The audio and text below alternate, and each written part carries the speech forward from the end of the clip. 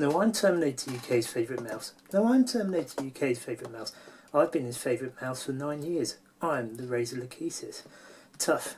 He now likes me more. I'm the Razer Diamondback, and I've got better lighting, and I'm thinner and lighter. Rah, rah, rah, rah, rah, rah, rah, rah. Oh, you caught me playing with my mice again.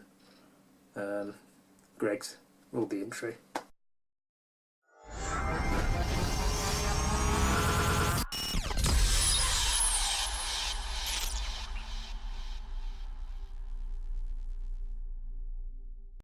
Boom! Hello RageQuitters, my name is Terminator UK and we're back finally for another video review. We haven't done one for ages. Today we are reviewing the Razer Diamondback Chroma gaming mouse. This particular mouse has been kindly provided to us by Razer. Massive shout out for them again for supplying us with equipment. Thank you very much indeed. This is an absolutely awesome mouse, and we're going to go through a series of different parts of this review. First of all, just going to have a look at the aesthetics, look and feel of the mouse, and we'll have a look at the configuration tool called Chroma Configurator, and finally, as always, we'll do a gaming test to see how good this mouse is. A mouse, well, most people would just go, yeah, I'll just have a mouse, whatever, looks good. I know a guy, one of my friends, you know, style over substance, he'll go to an event like the Insomnia Eye series and go, I like that mouse, I like the look of it, I'll just have it. Me? No. No way. There's 1,000,001 different things that I want in my mouse, and up until recently, this is the Razer Diamondback refresh, which I've actually modified with a shell of the original. This is how picky I am. I always loved the soft touch finish on the mouse because I always thought that was the only way that I'd get the real grip that I wanted to. Also found the ambidextrous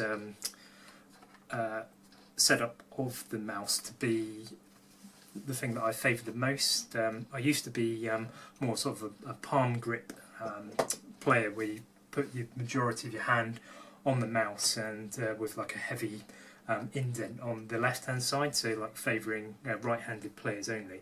I always found, whether it was just me just being crazy, I always found that I always could turn right very well but not left. It's a really strange thing, so I've always really liked mice that are equal-sided, symmetrical, if you will. And the cases has filled that space for me for ages. It was super precise after I came from a Logitech G4, I think it was, back in 2007. Can you believe it? 9 years ago. This mouse has been with me ever since, and I haven't quite been able to match it. I've gone through several different iterations of mice, and this one is the only one that comes close to what I like. That day, folks, is finally over. And that is over because of the Razer Diamondback. What a little mouse. So, like always, I first picked the mouse up and I knew there was some potential. It felt awkward compared to the Lachesis. I shall remove the Lachesis now. Bye bye. No longer part of my life. That's pretty sad, isn't it? We shall talk about the Diamondback. So, what strikes me as the first thing about the Diamondback, so the amazing lighting. As always, Razer have outdone themselves. So not only have you got lighting on the track wheel and on the snake logo, as you normally do, you got this awesome bar which wraps around the whole of the side of the mouse, which matches all of the lighting that you set up in the Chroma Configurator. So it absolutely looks superb. You've got 16.8 million colours, I think it is, to choose from. You can go through a series of different lighting schemes. So this one's just the default spectrum lighting, which looks awesome. I've just got it off screen at the moment, but the Black Widow X that goes with it, also you can link up the peripherals so that the same lighting scheme applies to both. That's a cool feature. So looking apart, it's definitely going to be the Diamondback's strong trait. It would be pretty bad mouse if that was its only strong trait. Fortunately, that isn't the case, folks. So what's cool about the mouse? So this mouse is, I'd say, it is very good for people that have got a grip style that is known as a completely forgotten now. So you've got your palm, you've got your fingertip, and you've got your claw. I can't believe I nearly forgot that. Claw grip. So when we say claw grip, what we mean is we're talking about not whole hand on the mouse, but the hand is, as the name suggests, is in a claw position, but with the heel of your palm is rested on the desk. You might also say that this is a fingertip grip mouse, which means that you are basically not even got. Sorry, that last grip was a fingertip. The palm of your heel should be resting on the mouse, but it's just kind of, this mouse is a bit of a hybrid. It's kind of a bit 50-50. So it's probably best for that kind of grip. What I would say about the mouse that I found particularly annoying at first is going from the Lachesis, which was actually more of a comfortable palm grip, claw grip type of mouse, because you've got more of the heel of your hand on the back of that. This, you sort of have, it's kind of a bit, as I say, it's a bit of a hybrid where you're a bit off it. But the mouse is small, so it actually favours probably smaller hands. My hands aren't exactly gargantuan. I think if you had like really large hands, you'd probably find it a bit kind of cumbersome and awkward to use. But I find it absolutely ideal. The mouse itself is extremely light but well balanced, if that makes any sense. So it's light, but you don't feel it's like too light that it's just shooting off the mouse mat all the time. It's just like perfect weight. And it's very, very well balanced, well distributed throughout the mouse. It's neither heavy towards the front or to the rear. I've found that my aim has significantly improved over the Lachesis, so I will bring the Lachesis back. Come on, one last time for old time's sake. So one of my complaints about the Lachesis is the side buttons. Easy to activate, but that is exactly where you want your grip to be with your thumb. So what the problem was is if you went to do, say, like a long range shot, like a sniper shot, you really want to grip in. Hear that? Clicking, you're activating one of the side buttons, and that was far too easy to have an accidental press that you didn't want to have. Now it took me a while to get used to the Diamondback because its side buttons are smaller and they are positioned very well just off where you grip. So on the side of the mouse you've got these rubber sort of contoured grips, which really help with your precision aiming. You really grip into that, and it's got a nice kind of groove dugout that you can actually pull the mouse up very well with. So these buttons are away from your grip, which actually allows for your accuracy to be very much greater and more refined as a result. But it does mean that you need to get used to the buttons. But the actual buttons themselves are quite tactile, and you do actually get used to that very well. So moving to the main buttons of the mouse, the track wheel is got a really good feel. You can definitely feel that each position on the ratchet. It's not super stiff on the ratchet, but it's not also like really freewheeling. So that's really good to use, and it was also stable enough that you can effectively use it as a middle mouse button, and really good tactile feedback on that. It's a really decent middle mouse button. The two main buttons are very much like the Lachesis, so they're these long, what they call hyper response buttons. And they're extremely nice to use, very tactile, really decent click and feedback on them. They've done an excellent job on these, and the coating of the mouse is not rubberized. So Razer, and talking to one of their PR guys, have definitely moved away from this rubberized coating. So if you're looking for that in your mice, it's probably not coming back. However, this isn't the sort of run-of-the-mill hard plastic coating that you get on most mice, and I feel that my grip is definitely not impeded as a result. I don't know how they've done it. It's kind of like a matte slightly rough finish to it, but it seems to grip very well. And obviously the advantage, because it's a hard surface and not like a soft rubberized surface, doesn't rub off over time. So the durability of the mouse like that is going to be very much improved, and you're not going to have bits falling off the mouse, which is obviously becomes very unsightly over time. So mirroring the left hand side, you've got the identical buttons on the right hand side. So most normal humans would probably just use one of the two, depending if they're a right-handed player or a left-handed player. I'm not normal. I see those as extra potential for extra buttons, or I at least use this button on the right-hand side. The back button with my right hand is probably a bit out of scope, as that you would have to really change your grip to actually hit that one, which kind of defeats the point. But you can activate that front offside button quite easily. My only probably other complaint about the mouse, I think it's my first complaint about the mouse, is that we've got no DPI switching buttons. So centre buttons in here, I did actually like that on the Lachesis, not because I ever like changing my sensitivity in game. I like getting used to one DPI and sticking with it. However, I found that those two particular buttons were really useful to bind to a different macro key. So it actually turned it from a 7-button mouse into a 9-button mouse, and now I'm forced to go back to a 7-button mouse as a result. However, that's a minor quibble, and you can work around that. And obviously, in most cases, you're only talking about 1, maybe 2 key bindings that you have to change. So definitely not the end of the world. Looking underneath, the mouse is well balanced in terms of its the sort of Teflon feet that it uses. It's got nice sort of a clip-shaped one at the bottom, 2 large pads at the top, and this doesn't always work, but it seems to work very well on this one.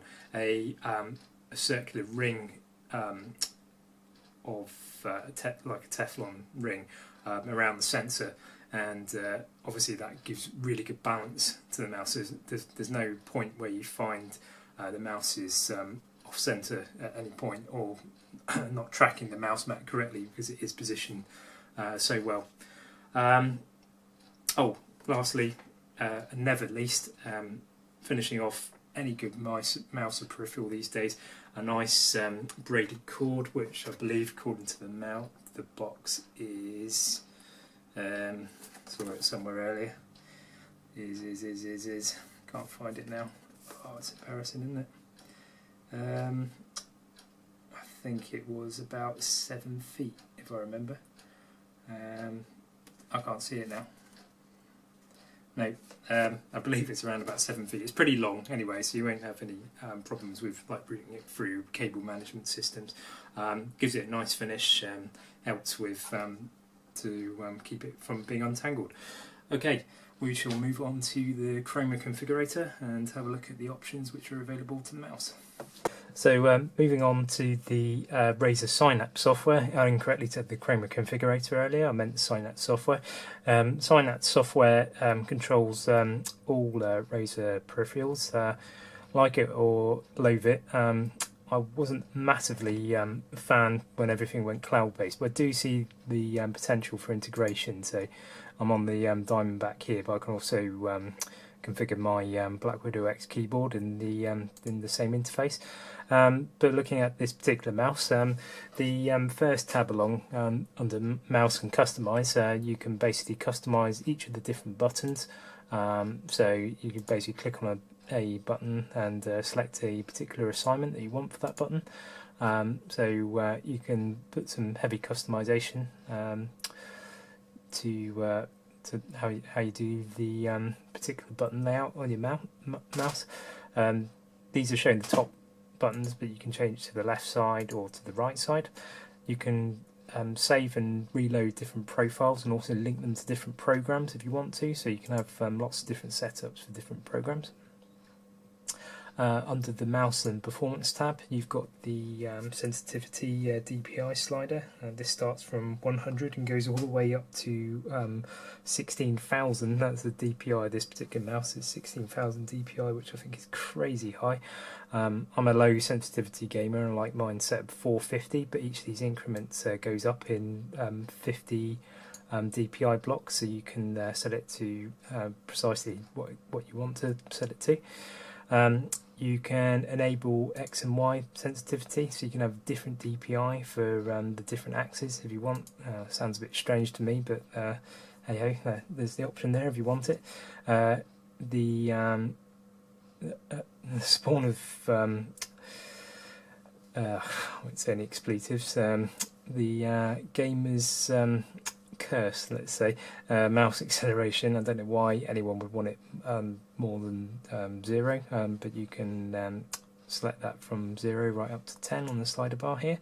And finally, polling rate. This mouse does up to 1000 Hertz USB polling rate, which tends to be more smoother mouse movement with more updates per second. The next tab along is lighting. This is huge range of options here. You've got the basic sort of preset effects. So at the moment, I'll just put the mouse forwards a bit. You can see it's on breathing at the moment. You've got things like reactive. When I click, then you can see that the mouse actually changes colour. What else have we got? So we've got the spectrum cycling, which we were on before. Breathing, which kind of you'll see it just kind of breathes in and out like this. It's got it on the white colour that I had to before. You've got 2 different colours that you can select, so I've got white here and I could say have red as well. And what we should see is that will go white and hopefully it should go red on the next pulse. So we've got a white and now we've got a red. Yep. But you can have it just a single colour if you want. You can also randomise the colours so it breathes in and out different colours. That's quite cool. You have it as a static colour, that I often have it just as that. You can have it as a wave effect, which makes it look like it's a unicorn shouting out some rainbow coloured whatevers. And yeah, so there's a huge a range of different effects you can have on the mouse. So the sky's the limit with that. The Chroma Configurator, which I was talking about here, actually takes you into a separate application. We've got like huge different range of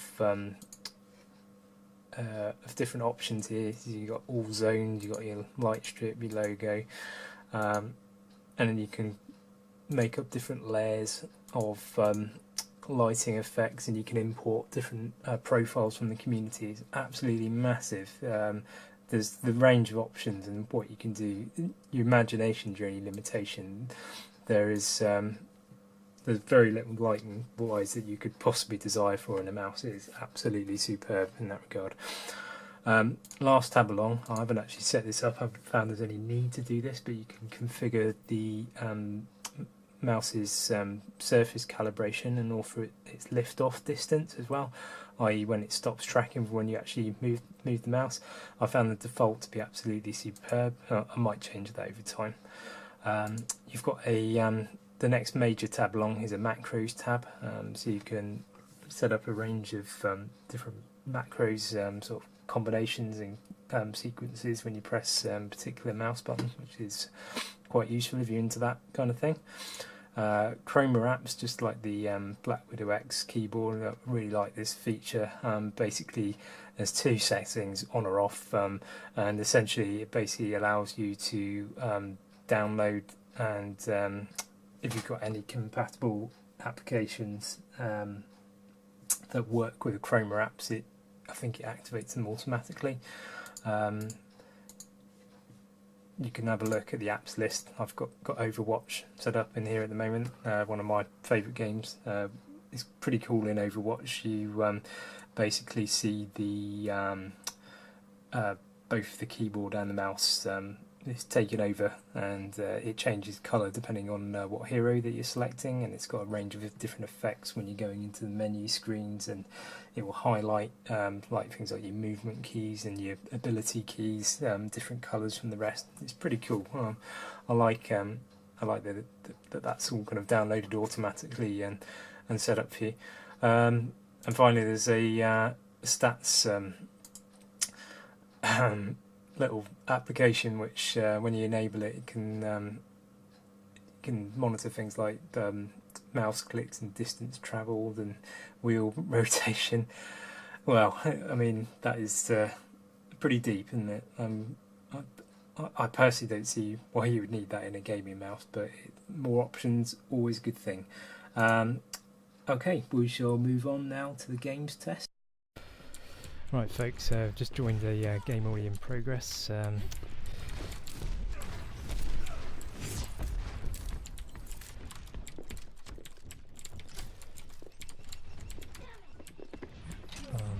new map icon fold.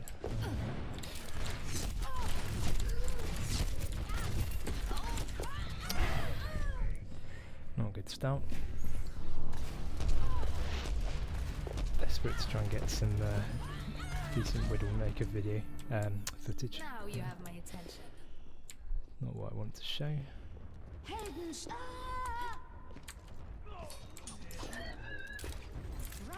you. Damage was engaged. Merci.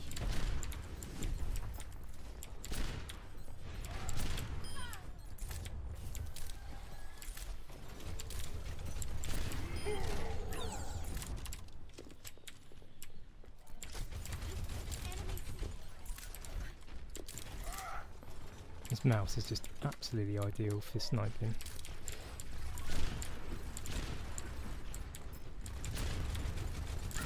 Nerf this! No one can hide from my sight. Nerf this!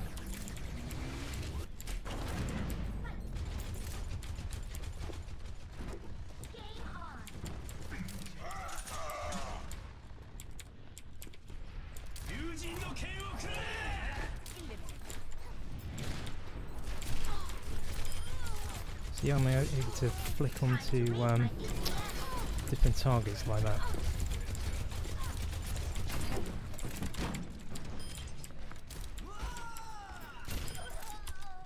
Just makes the aiming process just so fast.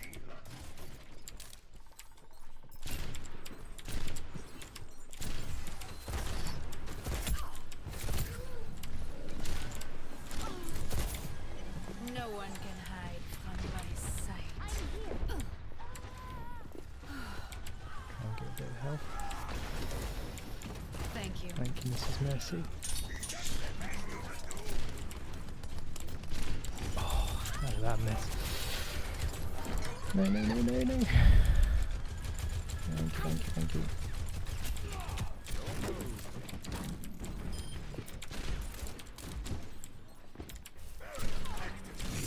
Ow.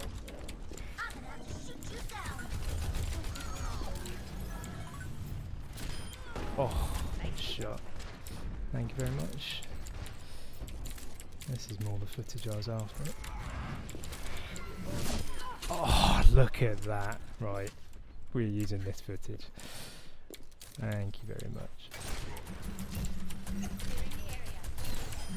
Oh, yes. No one can hide. This is what this mouse was made for. Ready to revive you.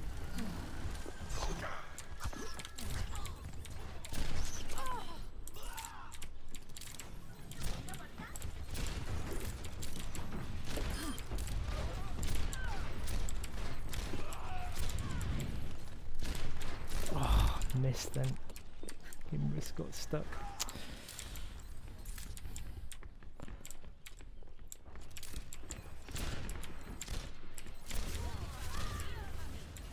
Oh, nice ult. Nerf this! Just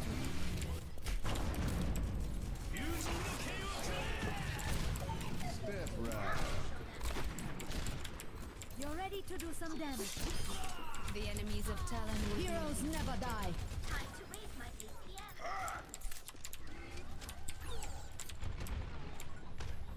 Justice fire.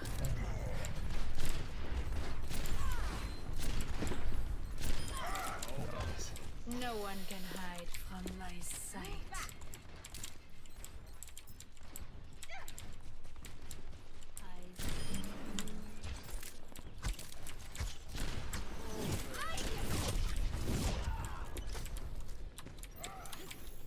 I need a dozen.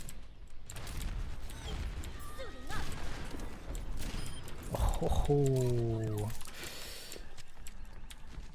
never saw it coming.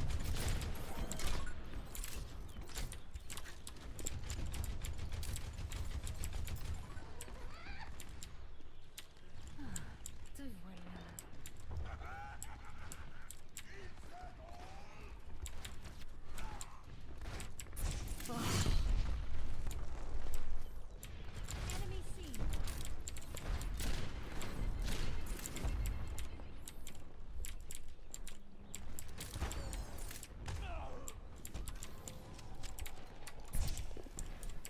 Ça pique, n'est-ce pas?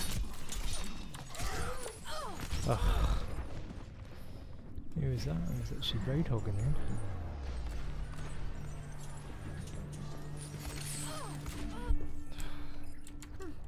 Let's try that again.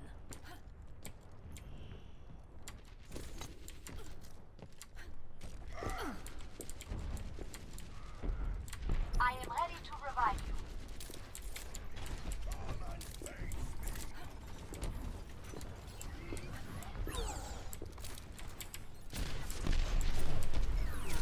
See how I was able to like flick onto the target then? I'm not sure if any other mouse would be capable of that. Amazing. It's improved my game so much. I don't think I could have ever done such a good round with Lachesis. This was exactly the kind of footage I was after.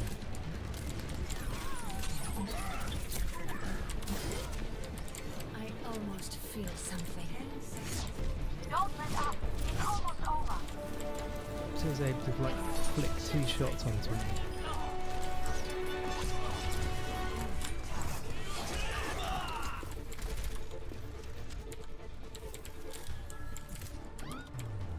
Perfect. Just the round I was after. I might not get that much credit for it because I came in halfway through, but that was just what I was looking for. Play of the game. They played the game. That would have just made it, but really, really good. Just amazing how you just the speed that you can aim and the accuracy. There's nothing that gets in the way. Rippers is fantastic. All your utility buttons are all within range, but don't need to trouble you. Great, look at that. Vote for myself. Yeah, a bit underhand, but tough. Look at the stats. Epic. That's more like it. I got 17 eliminations, 2 deaths, 11 final blows, 10 scoped critical hits. Nice, and bronze on damage. Happy with that. Right, that is how I wanted to finish. Let's wrap the review up and see what our thoughts and conclusions are on this brilliant mouse. So there you have it, folks. The Razer Diamondback Chroma, equipped with its 5G, not 4G. I was wrong earlier on in the video review.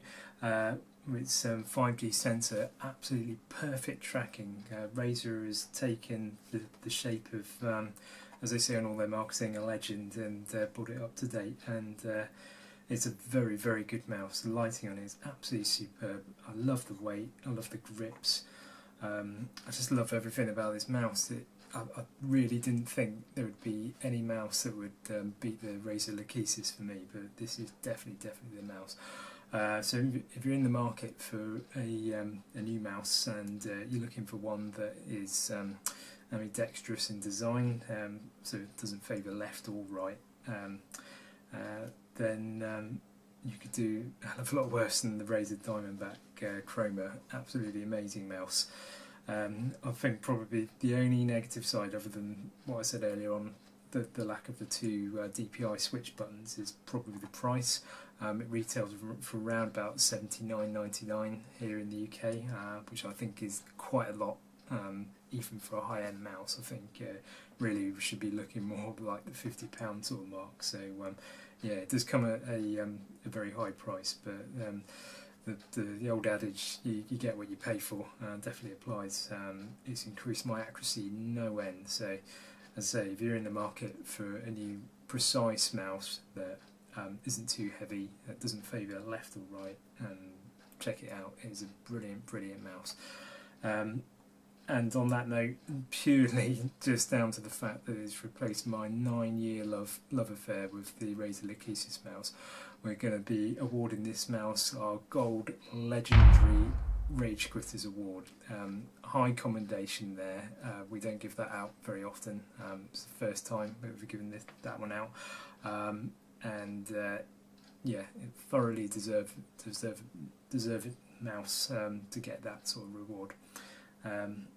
And that's it, folks. I hope you enjoyed the video review. If you like our content, please subscribe to our channel, and I hope to see you in the next video. Toodaloo.